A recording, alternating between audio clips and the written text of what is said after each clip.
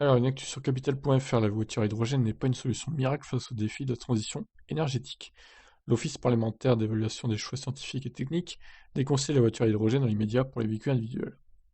Ah, enfin la voix de la raison.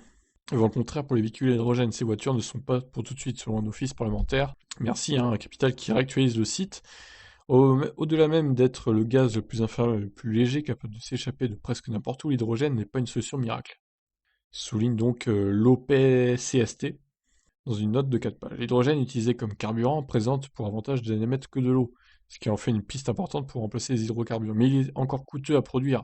Cette production-là nécessite aujourd'hui l'emploi de sources d'énergie fossiles et les maîtrises de gaz à effet de serre. Le rôle de l'OPCST est d'éclairer les parlementaires sur les conséquences des choix de politique publique à caractère scientifique et technologique. La note souligne notamment le faible rendement énergétique de l'hydrogène et sa distribution délicate et coûteuse.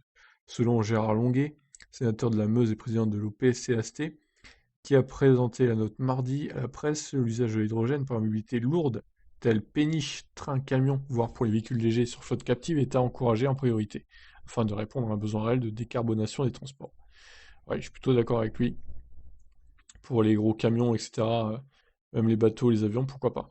Pour que l'hydrogène puisse être utilisé dans les véhicules particuliers, il a souligné que deux questions majeures n'étaient pas réglées: l'import de l'hydrogène dans la voiture et l'existence d'un réseau logistique de stations-service. Si on veut développer l'hydrogène pour les véhicules légers, il faut se pencher sur la question logistique qui, à cet instant, n'est pas réglée. A-t-il dit en rappelant au passage qu'il avait fallu 50 ans pour généraliser les pompes automatiques de carburant. Néanmoins, M. Longuet a salué les convergences favorables des industriels et des pouvoirs publics, qui ont compris qu'il fallait mettre de l'argent dans la durée, pour développer industriellement la production d'hydrogène. Le risque maintenant est de se disperser trop, de se lancer dans des initiatives sans lendemain, avertit M. Longuet. L'avenir de l'hydrogène passera par une politique énergétique cohérente, réaliste et responsable. Cette ambition ne peut se contenter d'être un slogan, sans quoi l'hydrogène, qui est depuis longtemps une technologie d'avenir, le restera. Fin de l'article.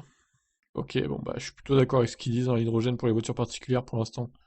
C'est pas au point et puis c'est trop cher. Mais pour les gros véhicules genre camions, bateaux, etc., trains même aussi, pourquoi pas, ouais, ça peut être une bonne idée.